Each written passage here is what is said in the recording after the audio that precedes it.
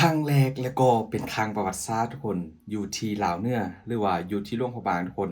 กับงานเทศกาลดนตรีหรือว่าหลวงพระบาง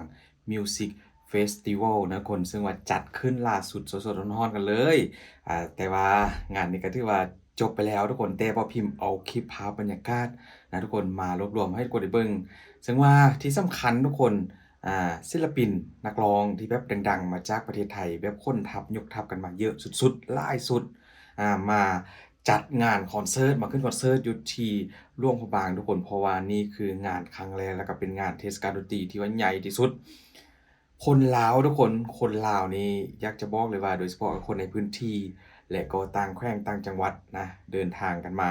ที่หลวงพระบางเพื่อจะมาชมมาดูนักร้องคอนใจของตัวเองหรือว่าคนที่ว่าเป็น FC นะทุกคนนักร้องดังจากเมืองไทยมื้อนี้ก็จัดมาให้แบบเยอะมากทุกคนมาเยอะกันจริงๆมาล่ากันจริงๆทุกคนซึ่งว่างานนี้ทุกคนที่ว่าน่าตกใจล่าก็คือจำนวนคนดูเยอะมากทุกคนสนามกีฬาอยู่ที่หลวงพระบางที่ว่าแน่นกันเลยนะทุกคนโดยเฉพาะทุกคนคนลาวที่ว่าเป็น FC นักร้องจากเมืองไทยนะทุกคนเพราะว่าหนึ่งในนั้นก็จะยังมีนักร้องจากลาวได้หลายคนกันเลยทุกคนที่ว่าขึ้นคอนเสิร์ตในครั้งนี้แล้วก็จะไปดูคลิปทุกคนบ่าวพิมพ์ต้องขออนุญาตคลิปจากต้นฉบับไล่ๆมื้อนี้บ่าวพิมพ์ขอเอามารีแอคชั่นต่อนะทุกคนขออนุญาตไล่เด้อทุกคนไปทุกคนเดี๋ยวเราไปดูคลิปกันว่าจะยิ่งใหญ่ขนาดไหนกับงานเทศกาลดนตรีอยู่ที่หลวงพระบางทุกคนหรือว่าหลวงพระบางมิวสิกเฟสติวัลปีแรกทุกคนไปทุกคนมาดูภาพก่อนบรรยากาศจะเริ่มกันก่อนทุกคนอันนี้ก็เป็นภาพมุมสูงทุกคนซึ่งว่างานดังกล่าวก็มีการจัดอยู่ที่สนามกีฬานะทุกคนเป็นสนามกีฬาที่ว่าอยู่ที่หลวงพระบางนี่แหละนะเวทีก็ขนาดยักษ์เลยทุกคนอันนี้อาจจะเป็นเวทีแรกของเหล่าเนื้อก็เป็นไปได้ทุกคนบอกว่าเป็นเวทีเทศกาลที่ว่าใหญ่ที่สุดนะทุกคนนี่บรรยากาศทุกคนก่อนเริ่มงานก็มีร้านค้าเตรียมมาขายอาหารขายของขายทุกอย่างทุกคนเอกลักษณ์ด้วยทุกคนตัวนี้จะเป็นเหือไฟอยู่ที่หลวงพระบางนะทุกคนมีการจัดโชว์มาเอามาเริ่มกันทุกคนซึ่งว่างานนี้ก็จัดมาตั้งแต่วันที่6ถึงวันที่7ก็คือเมื่อวานนี้ก็เป็นมื้อสุดท้ายนะทุกคนซึ่งว่างานดังกล่าวก็โอ้โหสร้างความเขาเรียกอะไรสิ่งที่น่าตกใจนะทุกคนกับจำนวนผู้ชมที่ว่าเข้าไปเบิ่งนะคนเยอะจริงๆหลายจริงๆนะพอตกตอนกลางคืนมันคนจะมีการจุดพลุนะแต่ละวงที่ว่าขึ้นแล้วก็ช่วงที่ว่าเปิดงานก็จะมีการจุดพลุกันไล่ดอกกันเลยนะแต่ละวงที่ว่าขึ้นมาบอกว่านักร้องไทยนักร้องลาวที่ว่าจุดพลุแบบโอ้โหซีซั่นตะการตาทุกคนพร้อมกับเสียงกรี๊ดฮ้องของ FC นักร้องแต่ละคนที่ว่ามาขึ้นคอนเสิร์ตในครั้งนี้ทุกคนงานนี้บอกเลยว่าที่สำคัญเลยทุกคนที่สำคัญเลยก็คือนักร้องดังทั้งนั้นเลยที่ว่าเดินทางมาจากประเทศไทยนะทุกคนแล้วก็มารวมกับนักร้องที่อยู่ที่เมืองลาวหลาย10ชีวิตกันเลยที่ว่ามาจัดงานครั้งนี้ทุกคนนี่ทุกคนวงนี้ก็คือวงGas Nova ซึ่งมันก็พิมพ์ก็ชื่นชอบอยู่แล้วนะทุกคนเขาสร้างความสุขความม่วนความมันให้กับ FC ทางฝั่งลาวเหนือเยอะมากทุกคนนะพี่น้องสาวหลวงพระบางอยู่ที่เมืองลาวนั่นเองทุกคนทั้งโยกทั้งเต้นแต่ละคนแน่นสุดๆทุกคนดูจากภาพมุมสูงนี่แหละนะจากหน้าเวทีที่เขาถ่ายลงไปก็ถือว่าคนแน่นกันเลยยาวเหยียดกันเลยอันนี้ว่าพิมพ์ข้อบอกตามความเป็นจริงเลยทุกคนเพราะว่านักร้องไทยที่ว่าขึ้นมาคอนเสิร์ตมาขึ้นคอนเสิร์ตอยู่ที่ประเทศลาวหรือว่าเป็นนักร้องอยู่ที่เมืองไทยนะคนลาวจะชอบฟังเพลงไทยหลายที่สุดทุกคนเยอะที่สุดเลยแหละที่ว่าชอบฟังเพลงไทยศิลปินคนไหนที่ว่า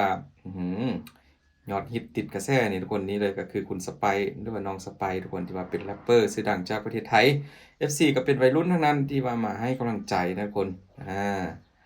แต่ว่าคนลาวก็ชอบฟังเพลงไทยเป็นชีวิตจิตใจอยู่แล้วก็มักทุกคนมักศิลปินไทยพวกเขาก็เลยมาสมมาเสียมาให้กำลังใจนี่ทุกคนพาพิมพ์ก็จะสลับภาพให้ทุกคนได้เบิ่งไปเรื่อยๆนะทุกคนกับภาพบรรยากาศพาพิมพ์ว่างานนี้ก็อาจจะเป็นงานแรกและต่อไปคงจะยิ่งใหญ่กว่านี้นะยิ่งใหญ่กว่านี้แน่นอนเพราะว่าผู้จัดเพิ่นก็มีประสบการณ์เยอะอยู่แล้วนะทุกคนนี่มีการจุดพลุจุดหยังขึ้นเป็นบางครั้งคนแต่ละคนที่ว่าขึ้นมาเดี๋ยวแป๊บนึงว่าผมจะให้ทุกคนไปฟังเสียงภาพบรรยากาศทุกคนพร้อมกับคลิปต่างๆนะทุกคนกับวงที่ว่าพิมพ์ก็ชื่นชอบอยู่แล้วทุกคนเดี๋ยวเราไปฟังคลิปพร้อมกันกับวง Gas Nova ไปทุกคนขอบใจหลายๆเด้อ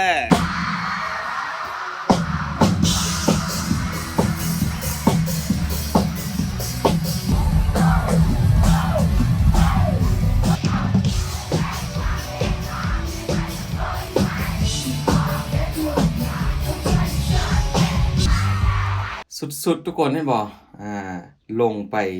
ทักทาย FC อยู่ด้านล่างเลยทุกคนนะคนเยอะมากแน่นสุดๆนี่คือการต้อนรับที่ดีของพี่น้องชาวลาวนะทุกคนว่าฟิล์มข้อพูดนิดหน่อยเพราะว่าการมาครั้งนี้ของนักร้องไทยแต่ละคนถือว่าพวกเขาก็มี FC อยู่เมืองลาวเยอะมากนะทุกคนต่างแขวงต่างจังหวัดอยู่ภาคใต้ภาคเหนือภาคกลางก็แบบเดินทางกันมานะทุกคน เขาก็มาจองที่พักเพื่อจะมารอชมคอนเสิร์ตศิลปินที่ตัวเองชื่นชอบอยู่แล้วนะทุกคนบรรยากาศทุกอย่างก็คือคืนโคตรม่วนเลยทุกคนนะแล้วก็นอกจากนั้นทุกคนงานครั้งนี้ได้รับเสียงการต้อนรับทุกคนชื่นชมแบบดีมากเพราะว่าจัดงานครั้งแรกแต่ว่าออกมาเพอร์เฟกต์แล้วก็ดีทุกอย่างนะดีทุกอย่างจริงทุกคนบ่ว่าจะเป็นการเตรียมงานการจัดงานกันให้บริการความปลอดภัยบ่สิ่ง อำนวยความสะดวกทุกอย่างนั่นแหละพร้อมกับอาหารการกินก็มีเยอะแยะหลากหลายทุกคนมาเฮาไปฟังเสียงบรรยากาศกันทุกคนช่วยหยิบมือถือขึ้นมาหน่อยได้ไหมฮะแล้วก็ช่วยเปิดไฟเปิดแฟลชเปิดไฟจากมือถือทุกๆคนให้พวกเราหน่อยผมมั่นใจว่าอาจจะเคยทำกันมาแล้วแต่นี่เป็นครั้งแรกกับพวกเราเกสโนวาจริงๆเพราะฉะนั้นอยากจะเห็นทุกๆคนมือถือทุกๆดวงแสงไฟทุกๆเม็ดหยิบกันขึ้นมาให้สูงที่สุดไม่ต้องเก็บแบตเอาไว้ ไม่ต้องเก็บแบตเอาไว้โทรหาแม่ ไม่ต้องเก็บแบตเอาไว้โทรหาแฟนที่ยังไม่มี ไม่ต้องเก็บแบตเอาไว้หยิบขึ้นมาให้สูงที่สุดมาทำให้สเตเดียมนี้สวยไปด้วยกันขอแบบทุกๆคนขอแบบทุกๆคน นี่ก็เป็นคำพูดของนักร้องหรือว่าวงของ Gesnova ทุกคนที่ว่าคนเราติดตามเยอะมากนะ FC เยอะมากเข้าข้อแฟลตนะทุกคนเปิดอยู่หน้าเวทีสวยงามกันเลยทุกคนโบกสะบัดพร้อมกันนอกจากนั้นทุกคนนักร้องไทยแล้วนักร้องลาวหลายคนที่ว่ามีชื่อเสียงอยู่ที่เมืองลาวเมืองไทยก็อาจจะมีคนรู้จักเยอะอยู่นะทุกคนพวกเขาก็ได้มางานในครั้งนี้นะทุกคนเพื่อจะมาร้องเพลงเพราะๆกับบรรยากาศหนาวๆซึ่งว่าอยู่บ้านของว่าพิมพ์ก็ตอนกลางคืนมาก็ยังหนาวตอนเช้ามันยังหนาวอยู่นะทุกคนอยู่ที่ลาวเหนือ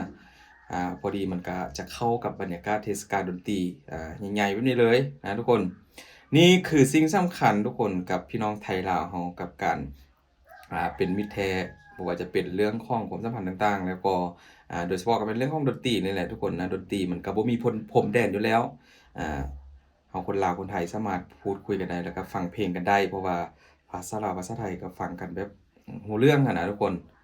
คนลาวก็ชอบฟังเป็นเพลงไทยนี่เป็นชีวิตจิตใจเลยแหละบ่พิมพ์พูดความจริงเลยนะทุกคน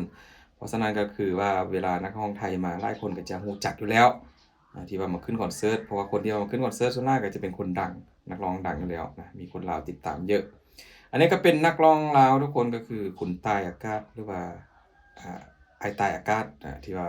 เป็นนักร้องชื่อดังของเมืองลาวทุกคน FC ก็เยอะเยอะมากมาดูพลุสวยๆกันทุกคนนะแต่ละวันที่ว่ามีการจุดหรือว่าแต่ละวงที่ว่ามีการขึ้นไปก็ถือว่ายิ่งใหญ่นะงานแรกแล้วก็เป็นงานที่ว่าใหญ่ที่สุดจัดได้ออกมาดีหลายดีสุดๆนะผมก็ขอชื่นชมคนที่ว่าจัดงานในครั้งนี้นะต่อไปก็ถ้าว่ามีอีกก็ขอเชิญพี่น้องชาวไทยหรือว่า FC ทางฝั่งไทยเดี๋ยวว่าพิมพ์จะไปทำคอนเทนต์ให้ดูอยู่ที่หน้างานแน่นอนทุกคนนะถ่ายคลิปให้ดูกับภาพบรรยากาศถ้าว่ามีปีที่2ทุกคนประมาณนี้กับเพลงไทยดังไก่ข้ามแม่น้ำโขงแล้วก็ศิลปินไทยดังไก่ข้ามแม่น้ำโขงทุกคนพวกเขาเดินทางมาขึ้นคอนเสิร์ตอยู่ที่เมืองลาวนะทุกคนนอกจากนั้นก็ยังมีเพลงลูกทุ่งทุกคนก็คือเพลงบักคนซัวของคุณทิดแอมนะทุกคนที่ว่าเขาได้มาคอนเสิร์ตในครั้งนี้แล้วก็มีอีกหลายทุกคนอีกหลายคนกันเลยนะทุกคนขอบคุณหลายๆทุกคนมียังใหม่ๆเดี๋ยวพิมพ์ก็จะอัปเดตให้เบิ่งว่าอยู่ที่เมืองไทยแล้วก็อยู่ที่เมืองลาวทุกคนขอบคุณหลายๆขอให้ทุกคนโชคดีเด้อทุกคน